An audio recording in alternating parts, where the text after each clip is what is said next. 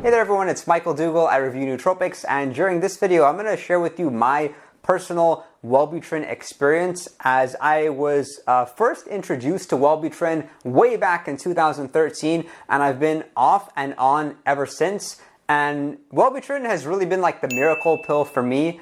The way that I first came across Wellbutrin was I was kind of going through a rough time and I was looking for an antidepressant without the horrible side effects that come with it, because traditional SSRIs are mostly known for things like weight gain, brain fog, even insomnia, and they usually take about a month to work. And I had actually gone ahead and tried several really popular antidepressants, but they didn't make me feel good. When I was talking to my doctor, they said you have to find the right antidepressant for you. So fortunately, I came across Wellbutrin, and what really appealed to me was the fact that Wellbutrin was more so known for weight loss versus weight gain. Me, I consider myself somewhat of a fitness enthusiast. I really like that about Wellbutrin, and I started taking it, and literally within hours, I suddenly felt like I had more energy, I had more ambition. My general willingness to go ahead and take action or meet people was far higher. And literally, it was such that every single day I was feeling a little bit better for the first month. And then you get a bit used to it, your body doesn't react to it. Like the first month, it's not like there were really bad side effects, but you could sometimes get like a uncomfortably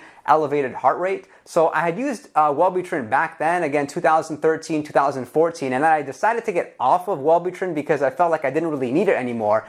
And that's what's so, like Wellbutrin, even if you look it up, it doesn't really say it's used as an antidepressant, more so for seasonal affective disorders. So if you're somebody who's going through a bad slump and you're considering an antidepressant, this could maybe be worth looking into. With other antidepressants, you have to take them for a while to notice anything, but with Wellbutrin, you feel it fast, and you don't want to feel it fast. It's almost like it's too much for you, and then your body gets a bit acclimatized to it. The way that most people generally start taking Wellbutrin is they start off by taking 150 milligrams of either the SR or the XL, and then about a couple weeks later, they increase the dose, most commonly to 300 milligrams. So the way that I first started taking it was I started off for the first 2 weeks taking 150 milligrams of the SR version, and then I had increased the dose to 300 milligrams in the XL version, specifically because I didn't like how the SR was making me feel. Even if you look them up, you can find like a graph on the effects of the SR versus the XL. On the SR,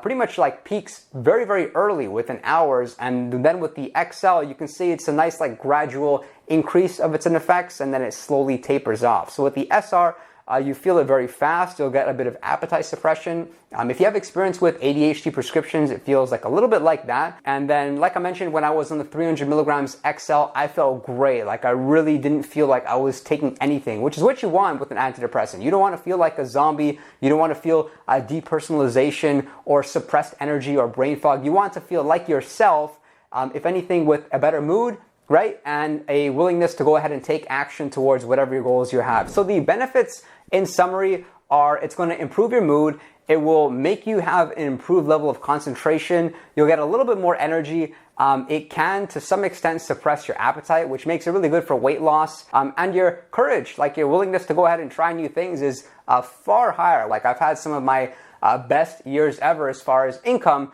on years when I was taking the Wellbutrin. But what's so is I do want to get off of it now, given that it is a prescription. I would much rather stick to like natural supplements or nootropics. Wellbutrin has to be prescribed, and there's a reason for that. So what's so is now I have reduced my intake from 300 milligrams to 150 milligrams, and they have that in the XL as well. It's not just the SR. This is what one pill of the 150 XL looks like. There's like some text on it. It's pretty small. Something that people commonly ask me is whether or not there's a difference between the brand or the generic version of Wellbutrin. In my opinion and from my experience, it makes no difference. Since this is a nootropic channel, I know a lot of you may be wondering, can you use Wellbutrin as a nootropic? The answer is no, guys. This is not something to play with. This is not a cognitive enhancer. As a matter of fact, I don't really feel like Wellbutrin has really like made me any smarter or affected me cognitively. More so it's just given me some extra energy to go ahead and persist through the tasks, and you can say it'll help you through a rough patch, especially like if you're somebody who often gets in a depressive state, then maybe this can help you to be somewhat stable. Whereas with other pills like they're so strong that they'll overpower all the nootropics that you're taking. So with me, like I still take my lion's mane, my ashwagandha, the racetams, everything works just as well.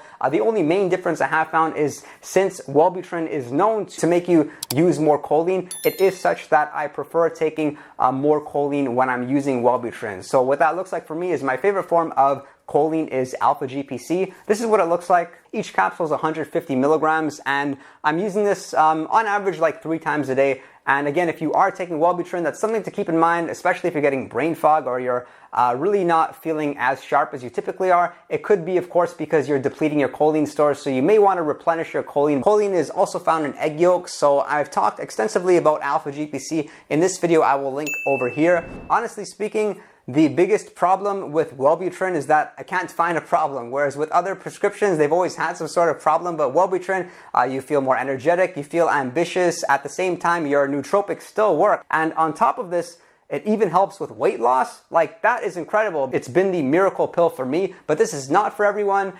Just through reading comments, maybe I would say like 10 to 20% of people don't like the effects of Wellbutrin and how it made them feel, specifically when it comes to anxiety. Some other common side effects include a decreased libido. Some people mention that it can accelerate hair loss. That again hasn't been the case for me. Some people report that it's uncomfortable to exercise, or to some extent decreases their sleep quality.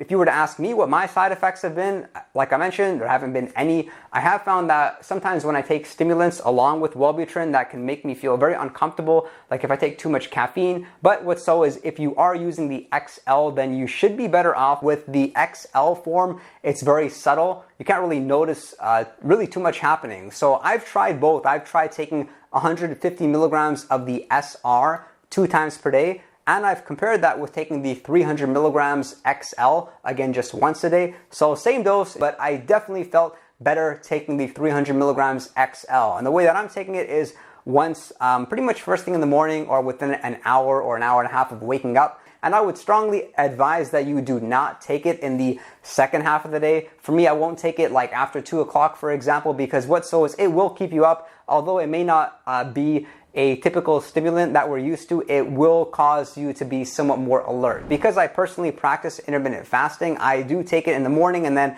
I won't eat for about 7 to 8 hours afterwards, and it's actually a good thing. I feel like it really helps during the fasting window. So when you are taking it, because you are meant to be taking it every single day, I would recommend that you keep it simple.